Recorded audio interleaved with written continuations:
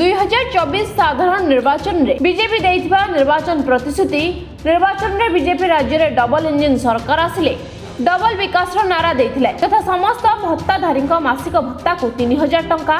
300 unit बिजुली bill छाड़ सुभद्रा योजना रे समस्त महिला को 50,000 टंका प्रदान एहिपरि अनेक प्रतिश्रुति देई निर्वाचन जीतिथिले।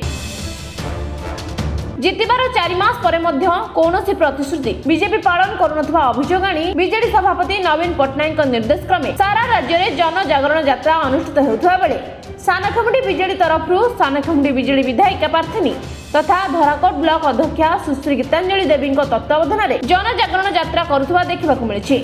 एवं विभिन्न ग्राम परिक्रमा करी विभिन्न छकरे पथप्रांत सभारे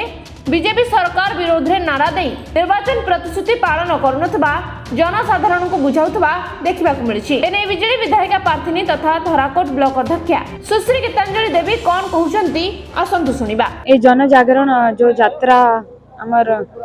मान्यवर दलर सभापति नवीन पट्टनायक महोदय हमर आदेश क्रमे यात्राटा होउछि जो राज्य सरकार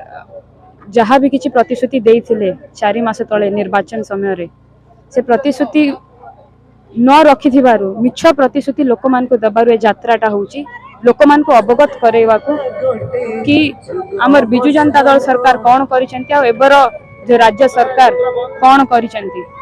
से ऊपर ए यात्राटा होउची। जन जागरण यात्रा नहीं बीजेपी सानखेमुंडी विधायक प्रार्थी उत्तम पाणिग्राही कोन रहिछि प्रतिक्रिया सुनि नियंतु। देखो बर्तमान 24 वर्ष शासन कला बर्तमान रिटायरमेंट टाइम पड़े आसला खाली रे बसी टाटिया कामुड़ुचंती बर्तमान पाखे किसी काम नहीं। अरे सरकार बर्तमान शपथ नबार 2 मास हेनी जुलाई बार अगस्ट बार 2 मास 2.5 मास हेनी एत व्यस्त कहीं होती आप देखु बीजेपी सरकार आसु आसु रत्न भंडार चाबी खोली बोली कही सांगे सांगे रत्न भंडार चाबी खोला आप चाषी मानू एमएसपी धान मूल्य 3100 टंका देवी बोली कही कैबिनेट रे मंजूरी हो गला। सुभद्रा योजना देवी बोली कही सुभद्रा योजना देले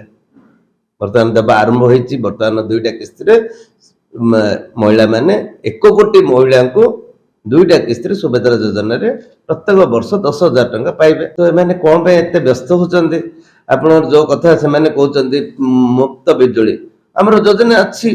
सूर्य घर अच्छी सूर्य घर योजना रे आपण सोलार सिस्टम लगेले 40% जहाँ खर्च हम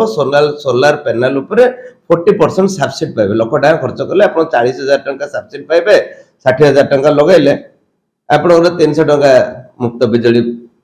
हैला ता बाद अधिक जहाँ बिजुली अच्छी सरकार को बिकिबे। सानखेमुंडी अशोक कुमार साहू रिपोर्ट विश्ववाणी लाइव।